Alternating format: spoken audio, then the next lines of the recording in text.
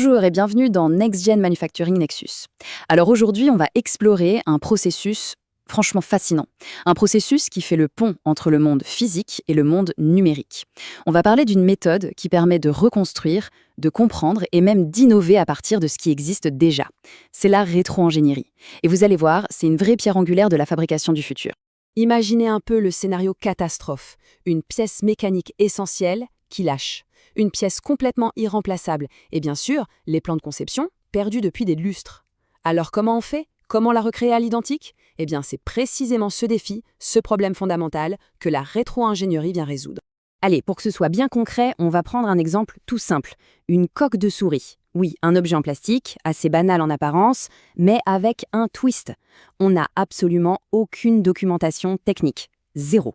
Notre mission, si on l'accepte, la recréer de A à Z en partant juste de l'objet physique. Ok, alors la toute première grande étape de ce voyage, c'est de transformer cet objet bien réel, bien tangible, en un modèle numérique. Mais attention, un modèle d'une fidélité absolue. C'est ça qu'on appelle la création du jumeau numérique. Alors on plonge dans le vif du sujet. Comment ça marche? Tout, absolument tout, commence par la numérisation. On va utiliser des scanners, avec ou sans contact, pour capturer la géométrie précise de la pièce. Et le résultat de ça, c'est quoi? C'est un immense nuage de points de données.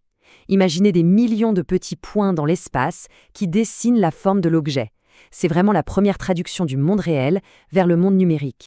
Bon, évidemment, un seul scan, ça ne suffit pas toujours. C'est le cas pour notre souris. On a dû numériser l'intérieur et l'extérieur séparément. Du coup, l'étape suivante, c'est quoi? C'est d'assembler le puzzle. On utilise un logiciel spécialisé qui va aligner, mais alors méticuleusement, ces deux nuages de points pour qu'ils s'emboîtent parfaitement. Pensez vraiment aux deux moitiés d'une même coquille qu'on referme.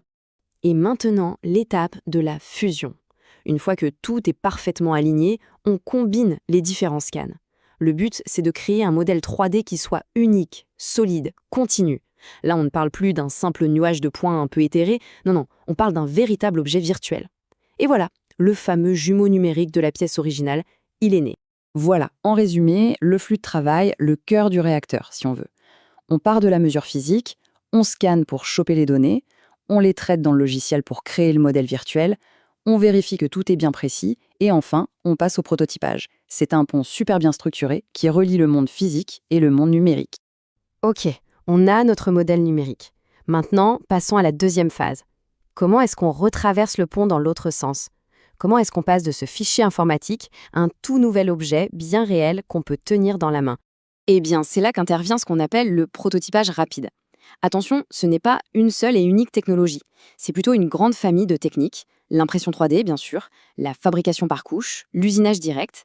Elles ont tout un point commun, leur capacité à transformer, très vite et de manière automatique, un modèle 3D numérique en un prototype physique.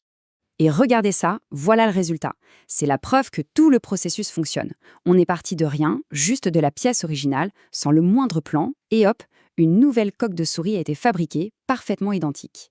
La boucle est bouclée, du physico-numérique et du numérique, on est revenu au physique. Impressionnant, non? Mais attention, la rétro-ingénierie, ça ne s'arrête pas du tout aux objets physiques, loin de là. Maintenant, on va élargir notre perspective et basculer dans le monde du logiciel, un monde où de véritables archéologues des temps modernes utilisent des techniques très similaires pour déterrer les secrets des programmes informatiques. En fait, la définition formelle, elle s'applique parfaitement ici, même si à l'origine elle vient plutôt de l'analyse de matériel à des fins commerciales ou militaires. L'idée, c'est toujours la même. On part du produit fini et on essaie de déduire les décisions de conception, l'intention, la structure, que ce soit un circuit imprimé ou une application logicielle. Et pourquoi est-ce si crucial dans le monde du logiciel? Eh bien, la raison est simple et elle est résumée par ce chiffre, qui est assez saisissant. 50%. La moitié. C'est le temps que peut passer un développeur, non pas à créer de nouvelles choses, mais juste à essayer de comprendre un code qui existe déjà. Imaginez, la moitié du temps de travail à déchiffrer le passé au lieu de construire l'avenir. C'est énorme. Et cette citation de Michael N. Nelson de la NASA, elle résume ça parfaitement. L'image qu'on a souvent du programmeur qui crée un truc génial à partir d'une page blanche, c'est souvent un mythe. La réalité du terrain, c'est la maintenance, c'est la mise à jour, c'est l'adaptation de systèmes qui ont des années, voire des décennies. C'est un travail constant d'archéologie numérique.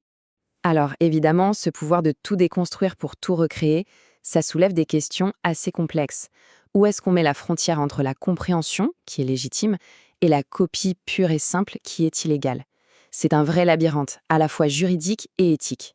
En droit français, il y a un mot qui est la clé de tout, absolument tout. C'est l'interopérabilité. Derrière ce mot un peu technique, il y a une idée simple, c'est la capacité de différents logiciels à fonctionner ensemble, à communiquer. Et c'est au nom de ce principe que la rétro-ingénierie peut parfois être autorisée. Et là-dessus, la loi est vraiment très claire. En gros, si l'objectif, c'est de rendre un logiciel compatible avec un autre, donc l'interopérabilité, alors la pratique peut être autorisée. Mais si le but, c'est de créer une copie, même améliorée, pour la vendre et concurrencer l'original, là, c'est non. C'est interdit, c'est considéré comme de la contrefaçon. Tout est une question d'intention. D'ailleurs, pour que ce soit légal, il y a 3 conditions très strictes à respecter. Première condition, il faut avoir le droit d'utiliser le logiciel, via une licence par exemple.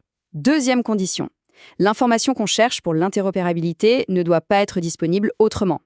Et troisième point, crucial, l'analyse doit se limiter uniquement aux parties du logiciel qui sont nécessaires pour cette compatibilité, pas plus. Ce qu'il faut retenir de tout ça, au final, c'est que la rétro-ingénierie, c'est bien plus qu'un simple outil de copie. C'est un processus qui est vital.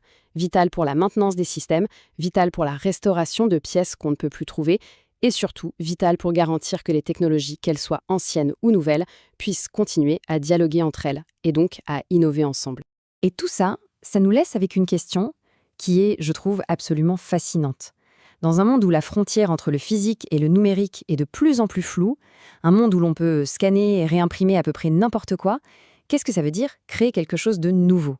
C'est la nature même de la propriété intellectuelle qui est en train d'être complètement redéfinie là, sous nos yeux. Ça donne à réfléchir, non?